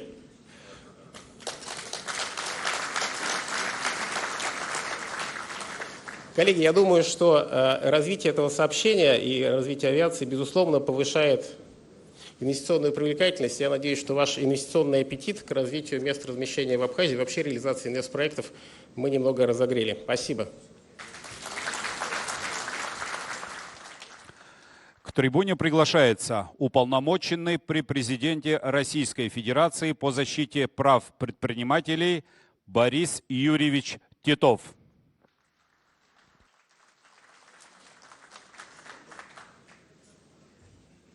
Спасибо большое, уважаемый Бадр Зурабович, Сергей Владимирович. Я, правда, уже не по защите прав предпринимателей, хотя это большая, огромная, то, что это был огромный опыт, который я приобрел за это время, сегодня позволяет мне двигаться дальше. И что я хотел сказать? Форум первый, но российские инвестиции далеко не первые. В том числе и у меня есть опыт таких инвестиций. Может быть, кто-то еще помнит нашу компанию, которая сюда приходила еще в 90-е годы. Ну, конечно, кстати, Беслан Федорович Эшба, конечно, помнит. Тогда, развивая свой проект, знакомясь с республикой, я увидел огромный инвестиционный потенциал. Конечно же, это невероятная природа. Тогда еще было не так много туристов российских здесь. Сегодня мы видим, с какой скоростью Абхазия летает, да, и действительно сегодня количество российских туристов постоянно растет. Кроме этого, конечно, сельское хозяйство, чуть позже о виноградарстве. Но логистика, тогда, кстати, моя компания занималась именно строительством терминала, и надо сказать, что мы очень много узнали о республике. Но все-таки главный потенциал, инвестиционный потенциал, который здесь есть в Абхазии, это то, что рядом такой большой дружеский рынок. Мы здесь видим не только почти 150 миллионов населения во всей России, но еще и огромный туристический хаб Сочи, Краснодарского края. Это дает огромные возможности для развития Абхазии. Развивая, например, малый бизнес может здесь производить огромное количество различных вещей, которые будут потребляться там, в России. Не только здесь, в Абхазии, но и там, в России. Но для этого, конечно, нужно многое сделать. Я сегодня из тех выступлений, которые были, уже уверен, что они будут, потому что нужны, конечно, изменения в законодательстве, создание особой деловой среды, вот как раз уполномоченный по защите прав предпринимателей, я тогда этим занимался. Но что хотелось бы чуть здесь заострить? Конечно, основой должен быть малый и средний бизнес, я уже сказал. Я, как сегодня по основной своей работе, по поручению президента, занимаюсь вопросами устойчивого развития во всем мире и позиции России в этом направлении. И сегодня Россия выходит на мировой рынок, обращается к странам глобального юга с предложением внести свой вклад в создание условий для развития малого бизнеса. Причем объединяет два главных тренда. Развитие малого бизнеса, которые нужны во многих странах, и наши достижения в области цифровых платформ. Потому что цифровые платформы для малого бизнеса, вот Максим Геннадьевич, конечно, знает, это одно из очень больших достижений России. Сегодня мы значительно увеличили количество малого бизнеса, но, с другой стороны, и доходы нашего государства серьезно выросли. 119 миллиардов в 2024 году Россия получила от малого бизнеса, не только нефть и газ. Поэтому мы сегодня предлагаем разным странам наш опыт в этом смысле. Я услышал, что есть уже сегодня наработки в области реестров, недвижимости, кадастров. Но вот платформа цифровая малого бизнеса, мне кажется, сегодня стала бы очень важным инструментом для развития этого сектора в Абхазии. Ну и, конечно, не могу о виноделии ничего не сказать. Вот говорили, что особое настроение для инвесторов в Абхазии, конечно, во многом создает здесь то, как и насколько хорошо развивается винодельческий бизнес в Абхазии. Я должен сказать, что в России сегодня идет винная революция. Мы сегодня видим огромное количество новых, малых, средних, крупных предприятий, которые создаются в этой отрасли. Сегодня вина российские уже завоевывают огромное количество медалей, наград на международных конкурсах. Но Абхазия тоже сегодня в революции. Кроме крупного хозяйства, мы знаем, во-первых, исторически, есть и традиции виноделия в Абхазии, все знаем Лыхны, Апсны, эти вина, которые исторически всегда были с нами, еще во времена Советского Союза, и потом сегодня завоевали очень большую долю российского рынка. Но кроме этого развивается малое хозяйство, которое всего на нескольких гектарах вместе со своими российскими партнерами продвигаются вперед семимильными шагами. Поэтому за настроение, то, которое создает Абхазия для инвесторов, потому что настроение зависит от атмосферы, дружеских связей, ну, конечно, от прибыли. Поэтому за прибылью давайте вместе идти. Спасибо. Приглашается глава Республики Адыгея Мурат Каральбиевич Кумпилов. Уважаемый Бадра Зурабович, уважаемый Сергей Владимирович, уважаемые коллеги. Спасибо, Бадра Зурабович, за приглашение и теплый прием. Знаем, что нам здесь всегда искренне рады, и это отношение всегда взаимно. Россию и Абхазию связывают прочные, проверенные временем отношения, которые построены на доверии и взаимном уважении. Признание России и суверенитета Абхазии в 2008 году дало новый импульс развитию нашего сотрудничества. Президент Российской Федерации Владимир Владимирович Путин последовательно выступает за тесный конструктивный диалог с братским абхазским народом. Присутствие здесь делегаций из российских регионов – лучшее подтверждение этому. Адыгея вносит свой вклад в расширение такого взаимодействия. У наших республик крепкие исторические связи, которые прошли проверку временем и трудностями. Жители Адыгеи в 1990-е годы пополнили ряды абхазских добровольцев, плечом к плечу они сражались вместе с братьями-абхазами за независимость страны души Абсны. Знаем, что в Абхазии всегда помнят об этом и чтут наших павших земляков. Сегодня Адыгея и Абхазия – надежные партнеры в экономике, социальной, культурной, гуманитарных сферах. Мы активно взаимодействуем по линии парламента, в общественных организациях, в образовании, культуре и здравоохранении. Наши научные и образовательные учреждения совместно готовят кадры, реализуют исследовательские труды по адыго-абхазской тематике, которая охватывает этнографию, лингвистику и историю. Работаем над продвижением молодежных программ. Ежегодно абхазская молодежь принимает участие в слете талантливой молодежи «Фишт». Вот, Сергей Владимирович, мы много лет назад начали проводить слет «Фишт». Это 14 километров по пересеченной местности. Последний, вот в прошлом году, участвовала делегация Краснодарского края, Кабардино-Балкарии, Карачаево-Черкесии, Калмыкии, Абхазии, Херсонской области, Генического района, который мы курируем. Поэтому мы собираем талантливую молодежь, и на 3 дня уходим в горы, и практически все правительство вместе с талантливой молодежью. И у нас 2 отчета в году. Первый отчет – это конституционно заложенный перед парламентом, а второй – талантливая молодежь, когда мы собираемся в горах перед костром, и нас они так отчитывают и так задают такую энергию, что мы следующий год серьезно отрабатываем. Школьники из Абхазии участвуют в Кавказской математической олимпиаде, Южно-Российской математической олимпиаде «Асара». Оба мероприятия проходят в столице Адыгеи, в городе Майкопе, на базе Адыгейского государственного университета. В творческой сфере работаем над сохранением общего культурного наследия.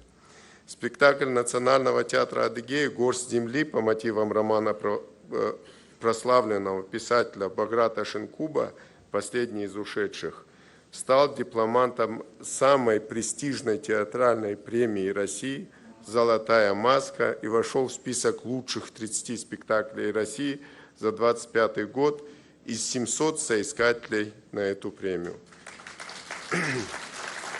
Еще один успешный пример – межрегиональный фестиваль адыго-абхазских театров «Кавказский меловой круг».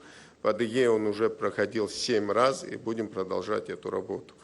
Развиваем обмен опытом в медицине. К примеру, в прошлом году в рамках международного взаимодействия по поручению Минздрава России бригада врачей из Адыгеи провела диспансеризацию детей и подростков в Сухумском и Гудагудском районах Абхазии. Абхазия – один из торговых партнеров Адыгеи. Сейчас работаем над расширением импорта, экспорта между нашими республиками. Сельское хозяйство традиционно одна из ведущих отраслей Адыгеи. Наработанный опыт позволяет нам делиться с коллегами из Абхазии лучшими практиками. При поддержке правительства России в Адыгее успешно реализуется программа поддержки аграриев, в том числе агростартап, самое востребованное направление развития малых форм хозяйства. Активно развиваем систему подготовки кадров для агропромышленного комплекса. Начиная со школьного образования, в прошлом году у нас создано 15 агроклассов. Эту работу активно поддерживает технологический университет.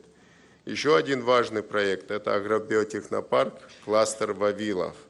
Это современный научно-исследовательский комплекс с фитотронным и лабораторным оборудованием 5-го поколения.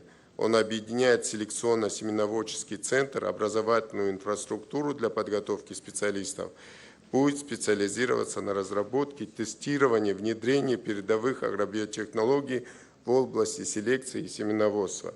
Резидентами центра уже стали более 10 вузов и компаний нашей страны.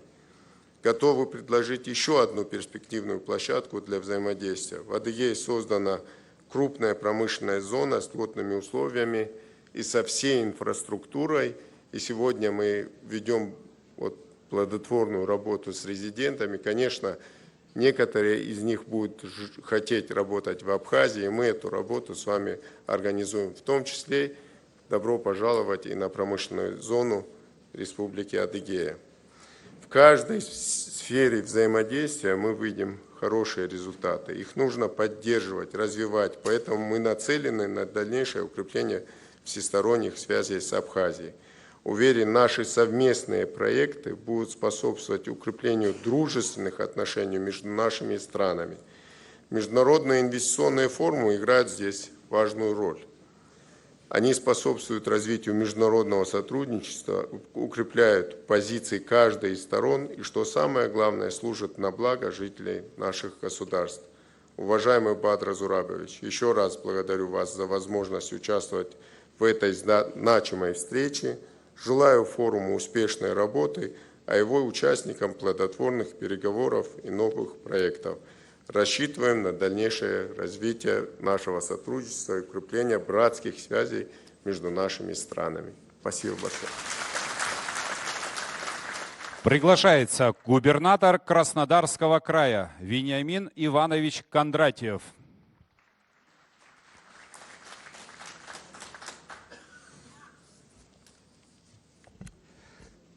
Уважаемый Бадр Зурабович, Сергей Владленович, уважаемые участники первого Абхазского международного инвестиционного форума, я хочу подчеркнуть, что все мы не свидетели этого форума. Свидетели его будут смотреть по телевизору, а все здесь участники. И для нас, уважаемый Бадр Зурабович, большая честь, для всей краснодарской делегации. Сергей Владимирович, спасибо тоже вам огромное, что мы приехали на первый, подчеркиваю, исторический Абхазский инвестиционный международный форум. Это только начало. И я хочу сказать, что отношения между Краснодарским краем, Абхазией, конечно, давние. И это, наверное, по-настоящему те отношения, которые, наверное, конечно, можно назвать соседскими, но для нас Абхазия больше, чем сосед. Потому что наши отношения, знаете, они не просто дружеские, и дружба долгие десятилетия нас связывает. Они основаны на взаимном доверии, на, конечно, поддержке. И вот сегодня в непростое время, ну давайте по-честному, нам нужно сегодня сохранить, конечно, в первую очередь и экономику, потому что инвестиционный климат играет сегодня важную роль для сохранения стабильности. А стабильность, конечно, это возможности бюджета. И вот инвестиционный форум сегодня Абхазии подтверждение тому, что важная составляющая, понятный и правильный акцент на то, что, конечно, инвестиции – это важная составляющая стабильности, конечно, и к нашего края, и в данном случае Абхазии. Что хочется здесь сказать? Вот именно взаимовыручка такая, поддержка всегда помогали нам, ну, давайте где-то выстоять перед различными трудностями. Ну и сегодня тоже непросто, я уверен, совместно, конечно, мы справимся с различными вызовами, ну, когда мы вместе. Ну и самое главное, мы трудимся, невзирая ни на какие вызовы и трудности, в интересах жителей и Абхазии, ну, конечно, и в данном случае у нас Краснодарского края. Сотрудничеству официально Абхазии 17 лет. Было немало сделано и в различных отраслях экономики, и в социальных сферах. Ну, я хочу сказать, самыми плодотворными были последние 5 лет. И вот здесь, особенно прошлый год, вот я хочу подчеркнуть, особенно прошлый год. И мы видим, как об этом уже говорили все выступающие, как меняется Абхазия. Стремительно меняется Абхазия. И прошлый год, еще раз подчеркиваю, там подтверждение. Вот в прошлом году, уже говорили, построен аэропорт, сообщение железнодорожное между краем и Сухумом. Что такое? Это, конечно, транспортная логистика. И транспортная логистика, она важна и для бизнеса, и для отдыхающих. И сегодня мы говорим, что она появилась. Она появилась качественно. И авиационное сообщение, и железнодорожное. Конечно, это начало уже большого развития. И инвестиционного в целом, конечно. Наш регион, в свою очередь, тоже оказывает поддержку и в строительстве современных спортивных, детских площадок, безусловно. Обновление набережной, в том числе и, конечно, по многим другим направлениям. Вот на новый уровень, я могу сказать, мы вывели наши торгово-экономические отношения. И здесь немаловажно подчеркнуть, что за последние 5 лет, можно говорить, что в 2,5 раза увеличился товарооборот.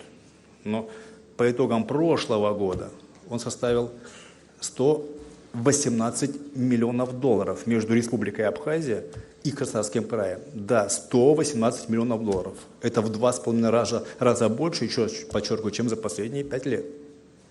И, что немаловажно, для нас импорт из Абхазии, а для вас экспорт. Так вот, импорт из Абхазии возрос в 3,5 раза по итогам прошлого года. А для вас экспорт. То есть, видите, динамика. Это только прошлый год. И вот, конечно, это важно, динамику сохранить, конечно, и приумножить. И это сегодня максимально важно. Ну, в свою очередь, предприятие края в Абхазию поставляет молочную продукцию, безусловно, консервы, металлоизделия, стройматериалы, мебель, световое оборудование. Ну, это тоже, одним словом, вот все, что необходимо сегодня Абхазии в рамках уже партнерских отношений между нашим бизнесом. И сегодня поставки это из края ведутся. Я хочу сказать, что в прошлом году была бизнес-миссия, состоящая из 30 предпринимателей, бизнесменов края в Абхазию. Они договорились работать по определенным направлениям.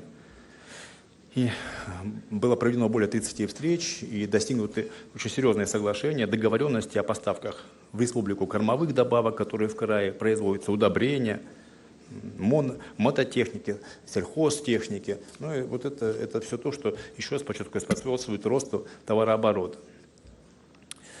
Вот, знаете, как бы здесь, безусловно, это инвестиционный форум. Что хочет бизнес Абхазии? Ну, конечно, зарабатывать. Конечно, зарабатывать, и это нормально. То есть заработок бизнеса, конечно, сказывается на поступлении в бюджет. Но для этого, безусловно, и инвестиции из Краснодарского края, бизнес Краснодарского края, он тоже готов инвестировать. Но я уверен, что даже в том числе и этот форум, который сегодня состоялся, идет. То есть важная составляющая вот этого самого инвестклимата, понятного инвестклимата, понятных правил, по большому счету, для инвесторов. И это сегодня мы видим, как вот это законодательство, оно сегодня реализуется. Понятные, конечно, условия, понятные преференции, налоговые льготы. Это все должно быть понятным, прозрачным и одинаковым для всех, что сегодня, конечно, немаловажно. Сохранить главный ресурс, который в Абхазии есть, это, конечно, инвестиционный ресурс, это, конечно, природа. И поверьте, если мы говорим про санаторно-курортное развитие, то это важная составляющая для привлечения инвестиций. Главное не потерять природу. Вот, понятное зонирование, документация, разрешительные документы. Все должно быть прозрачным и понятным для любого инвестора. В данном случае мы говорим про инвесторов из Краснодарского края. Ну и если уже говорить, конечно, мы сегодня заинтересованы в развитии санаторно-курортного комплекса Абхазии, и Анапы в том числе. Почему? Потому что нам нужно сделать вот эту дорогу, которая сообщение, железнодорожную дорогу, путешествием из Краснодарского края в Абхазию и из Абхазии в Краснодарский край. Это должно быть именно путешествие, где ты на любой станции выйдешь и везде курорт.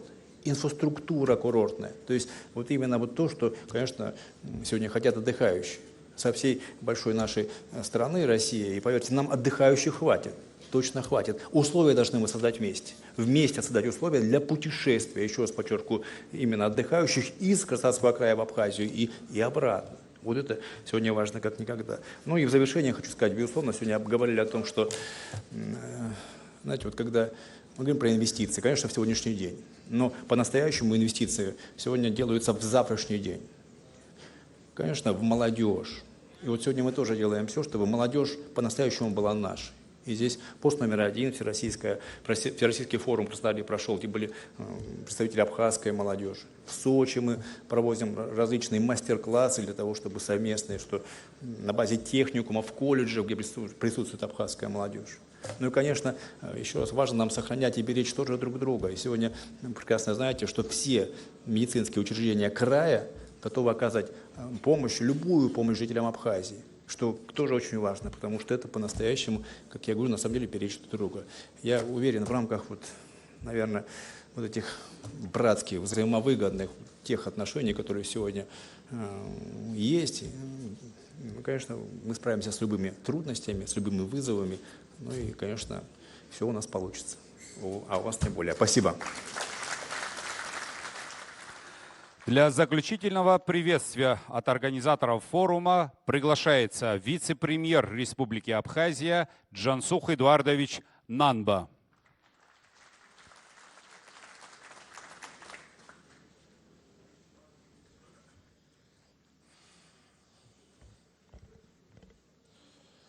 Хатырску апснахада асасша форум Аллахулаша. Гук псыкала, взяла шабейт хашаххойд, жларбжарат и экономикат форумах. Уважаемый Бадр Зурабович, Сергей Владимирович, Алан Эдуардович, от имени Организационного комитета сердечно приветствую вас на Международном экономическом форуме «Абхазия. Инвестиции. Будущее». Сегодня для нас важно не только продемонстрировать колоссальный потенциал нашей республики, но и установить прямой контакт между предпринимателями наших стран. В течение этих дней на площадке форума будут разработаны конкретные механизмы, направленные на улучшение делового климата и содействие росту прямых инвестиций в экономику страны. Это, в свою очередь, станет основой для дальнейшего экономического развития, способствующего сохранению самобытности, историко-культурного наследия и национальной идентичности Республики Абхазия. Круглые столы, которые мы сегодня проводим, организованы с учетом запросов бизнеса и потребностей рынка. О них уже подробно рассказал ведущий. Мы проведем 6 тематических сессий по развитию туризма, сельскому хозяйству, виноградарству и виноделию, транспортной доступности, развитию креативных индустрий и, конечно, поддержке инвестиционной деятельности. На нашей площадке сегодня собрались около 500 человек, представители всех районов Абхазии, 15 регионов России, коллеги из Южной Осетии. Выражаем особую благодарность губернаторам и главам регионов Российской Федерации, делегациям бизнес-сообщества и экспертам. Ваше участие придает форуму особую значимость и открывает реальные возможности для практического сотрудничества. Мы глубоко признательны Российской Федерации за всестороннюю поддержку и партнерство. И именно благодаря совместным усилиям в республике появляются новые инвестиции, развивается туризм и инфраструктура. Уверен, по итогам дискуссии появятся реальные инициативы и проекты, которые мы сможем воплотить в жизнь совместно с нашими партнерами. Желаю всем плодотворной работы, новых контактов и успешных решений на благо процветания нашей республики. Спасибо за внимание.